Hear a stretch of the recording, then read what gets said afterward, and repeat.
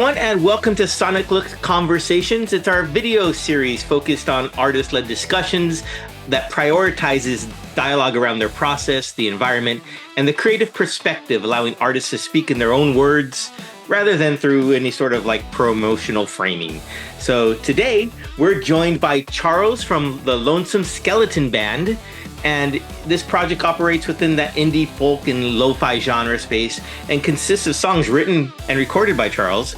Despite the name, though, Lonesome Skeleton Band is presented as a solo project rather than your traditional band. So music under the Lonesome Skeleton Band name has been released independently and is available on all major digital musical platforms. Charles, Lonesome Skeleton Band, thanks for joining us here on SONIQLOOX. Tickled to be here. Thank you for giving me the opportunity. So right now, how does it feel to be working under the name Lonesome Skeleton Band? It feels, I would argue, freeing in a way. Okay. The major origin story, backstory behind everything is that there was a band under a whole different name, in which it was a unit. It was an art collective, more or less. And now since that it's almost been 2 years, roughly. Oh, okay. But we just had it would have been the 1 year anniversary last August. So this being the eking skeletal remains of what that was. Ooh, I like that. Okay. Musically a little bit, but primarily. So it's just me. I get to rely on myself, and if I'm the only one I can blame. Was there a major catalyst that prompted this solo project? Well, it's not a mystery. The original band lineup, there was just, consisted of 4 members, and each by proxy of life or medical issues, family and such, all had different things that just prevented them from continuing that music project. Yeah. And all the while, through the years of having that band, I would perform solo outings as what it was. It was called the Picassos, and now it's Picasso's Skeleton Band whenever I would go out and do something solo. Okay. Just to differentiate so people didn't expect the whole thing. Right. But then upon that band dying officially, it just made the most sense for me to have my own avenue to completely reinvent what I was doing, and to freshen that up in general, and give me the freedom to just do everything I wanted to do without anyone else that I could possibly tell or not tell. Right. I gotcha. Now, it is, when you perform live, it is more than just a concert. It really, truly is an art piece, if you will. Can you speak a little bit to more how that came to be? It's with the full, just the full development of it. It always started out as me with a guitar and then foot percussion. Okay. So that was at least the inspiration behind your classic one-man bands, apart from having a kick drum on my back or something crazy. Which there's honor and there's elegance in that, but it just didn't really seem like the kind of thing that I could pull off on a Monday night. But having the skill set of kind of the invention of using a kick pedal to a suitcase and using that as my foundation, then realizing that these are the bones of the music that I was making. So naturally, I'm one person. I'm not necessarily a classic one-man band in any sense, but I am a one individual, just the skeletal remains. Right. That was the presentation. And then, going on that and drawing from a lot of larger than life, dark stuff and theatrics and films and film noir, no less. It just kind of made sense to elevate the performance with, I do a skeleton face every time. Yeah. And I'm kind of surprised I didn't do it today, but generally I like to make sure that everything makes sense and there's a visual presentation to it. So it looks as if you're communing with the crypt keeper. Fair enough. And I really enjoy that. I enjoy the full, not commitment to it, but just the whole package. It all works seamlessly together, and it's not like a caricature at all. It's just you performing as this one man band, and it just works seamlessly.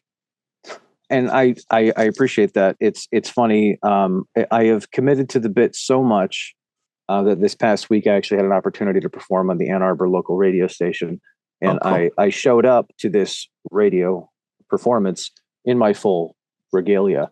And they gave me a hard time. They're like, "What? Why are you dressed up for the radio?" I'm like, "Well, I can't really do this without it at this point. It's very much part of the process for me Right, now." right. And there's nothing wrong with that. I think that's just perfect. It is part of the music and part of the persona and part of who you are as Lonesome Skeleton Band. Um, well, with that being said, when you're writing new music or creating new songs for Lonesome Skeleton Band, um, what comes first for you? Is it like a line, maybe a sound, or a feeling that you can't shake? I'm kind of haunted by song ideas. I often will get a melody in my head, or yeah, like you say, a line really, that I think could create a story, more or less.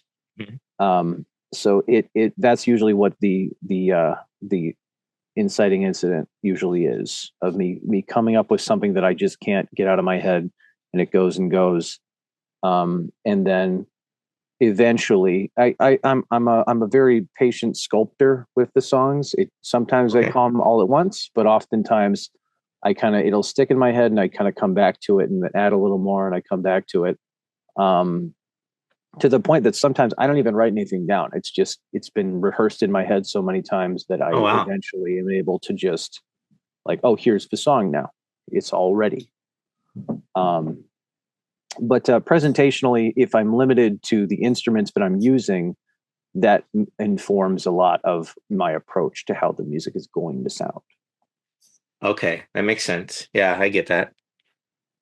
Is there a song in your catalog or in your brain, I guess, that still surprises you when you play it live or maybe even listen to it back? There's some stuff that's kind of funny in that there's an old number, and some of this material is kind of reimagined from the Picasso's Okay. discography at that point. Pardon any dog barking in the distance. But yeah, it's oddly enough, it was written many years ago at this point, The Scarecrow's Lament, and it talks about the plague, almost as if I was intuiting that we ourselves would then be dealing with a pandemic at some point. And this was obviously a few years ago now, but it's one Okay. that I still play to this day. And I think it's interesting that whenever I do play it, it feels more topical.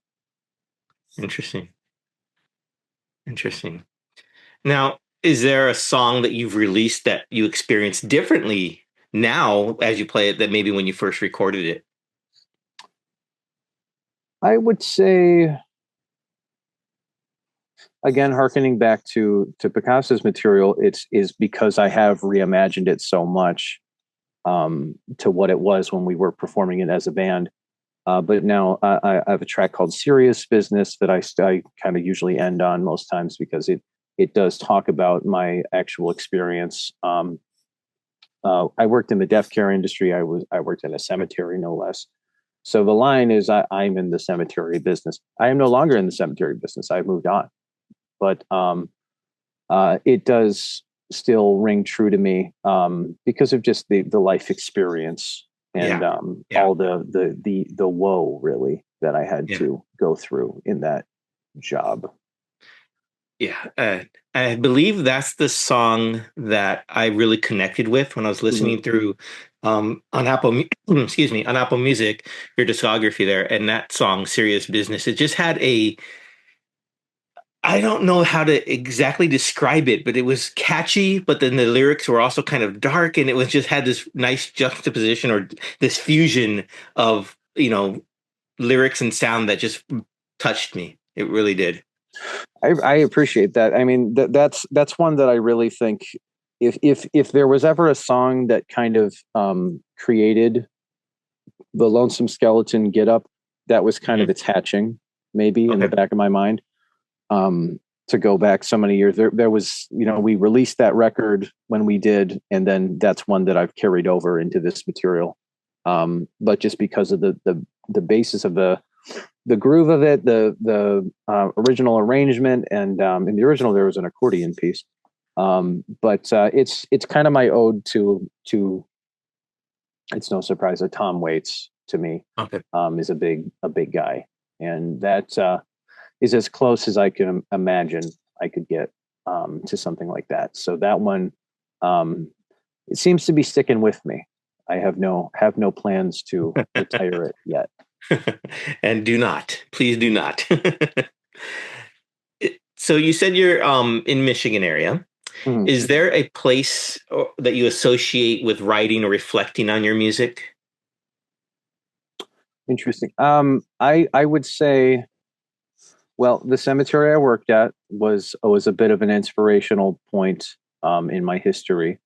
So I would take some time after hours and just kind of like do some writing in the mausoleum. So that alone would actually very much inform the pieces that I came to utilize for a lot of my material. But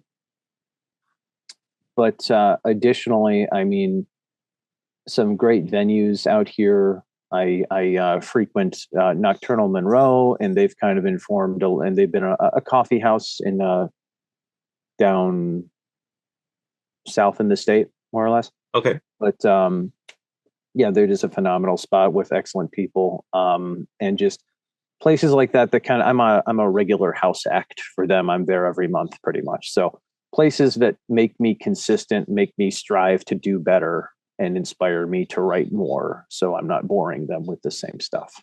I got you. That's cool. I understand. That's really cool. At what stage of the process of writing or performing do you feel most connected to your work? I would say, well, I mean, really, I feel like it's never really done until I've done it live. Okay. Even before I'll record something, like I need to test it. I need to make sure that I can do it live and make sure that it really feels real for me. Mm-hmm. And if it feels like, because there have been failed tests. I'll try a track that if it doesn't hit live and if it doesn't really match what I wanted it to sound like, then I'm like, this is just not it. So it sometimes has to be recycled and into something else. But I would say the acid test of performing live in front of other humans is generally the biggest thing. That makes sense. I mean, I'm not a performer. Well, I take that. I'm not a musician, but we all perform. That's true. Yeah. And to get that feedback, I guess, from a live audience, whether or not it's hitting or not, is very formational. Yeah, I can totally see that. And after you've done it for so long in different environments or the same environments, you tend to know when something is hitting or it's missing. Mm-hmm. And that could be as simple as like, oh wow, there were very few claps for that one, or just simply like, even if you've hit the right thing and you've done something, you've really reached into yourself and you've brought something else out. Maybe silence is exactly the effect that you wanted. Ooh, so that's not out of my comfort zone. Yeah, that makes sense. I mean, maybe that's what maybe that's what you're expecting to happen, right? Yeah. Sometimes, like, especially in the topics that I tend to write about or try to perform, it's I'm not afraid to talk about it, and I don't want to be. But sometimes it does feel like maybe a moment of silence is necessary. Yeah. I can definitely understand that. Now, you recently released an EP. Mm-hmm. What was that like, getting that out, just out into the world for you? It felt necessary. And I happen to have the physical CD. Oh, there you go. Here it is. But the process was interesting. This is, and I can break this here. This is the first of a trio of EPs that I have in the works here. Awesome. So this is the Bone EP, just to kind of keep on brand with the skeletons and the bones and the afterlife of it. But this felt very much like an art piece with me of trying to create the mosaic and the template of what I'd like to continue to do. Yeah. And then potentially, it could be a larger tapestry, hopefully.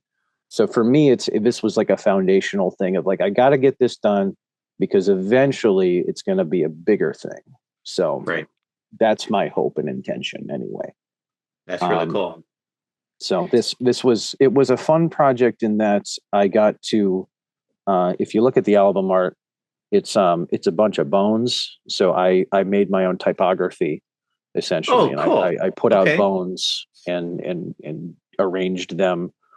You get bones lying around after a while and you got to do something with them. So it just made sense to make my own letters because I could not find a type font that was just right. So I figured I'd give it a shot.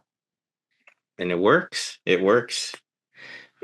Is there anything else? You said you made your own type font. Is there anything outside of music other than the designer side of that you really enjoy to do? I'm a visual artist in my foundations. So that's always something that I like to develop more with the look and the presentation. I recently got a new guitar case and there's green on the inside. So I'm like, okay, I want to work green into the aesthetic a little bit. Oh, okay. Like grave moss or something. So that's inspiring to me just to have a new template, a new palette to work with. So I'm always a visual component to these things. Obviously the final frontier would be like a proper music video, but haven't found the means just yet. Understood.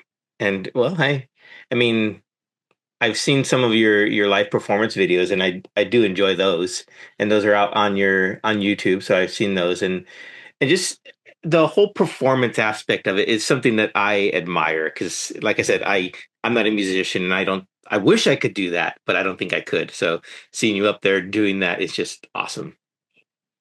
I mean, it means a lot. I try to make it as authentically theatrical, if I could say. So it I don't want it to ever come across as an act so much.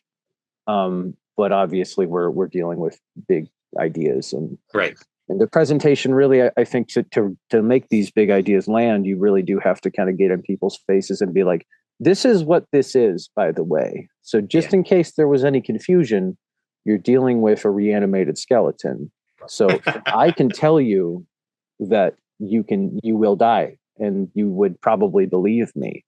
But if I just came on, looking just like just some guy, I feel like that might be a tougher sell. Yeah. Yeah. I want to touch again real quick on the EPs. You said you're going to be releasing a series of 3. Now, are they all going to have like a connected story? Is it something that you're building into this big universe, I guess, if you will? It's kind of like my books of blood, if I can borrow from Clive Barker or something. Okay.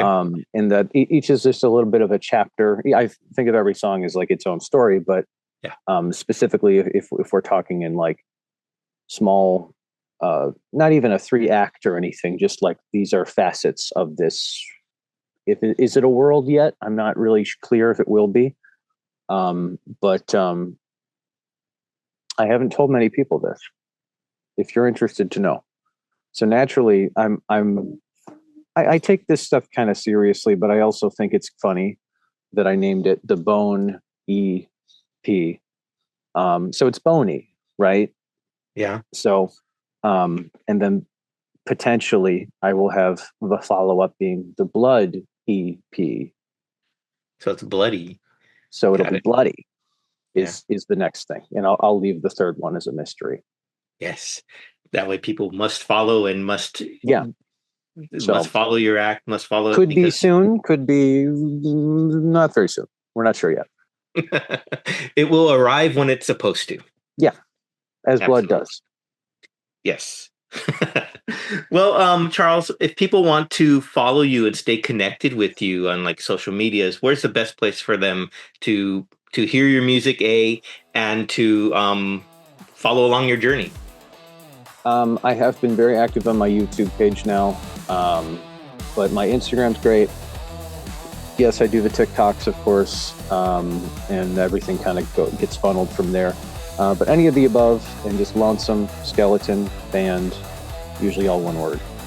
Okay. On any of the media, and you can find me there, or just streaming services, whatever you prefer. Awesome. Well, everyone out there, and Charles, thank you so much for taking some time with us to chat about your journey, a little bit dive into your music, and especially about your new EPs coming out. We're excited for that. So go follow Charles and Lonesome Skeleton Band, everyone. Thank you so much for a little bit of your time today. Thank you. Thank you endlessly. Much appreciated.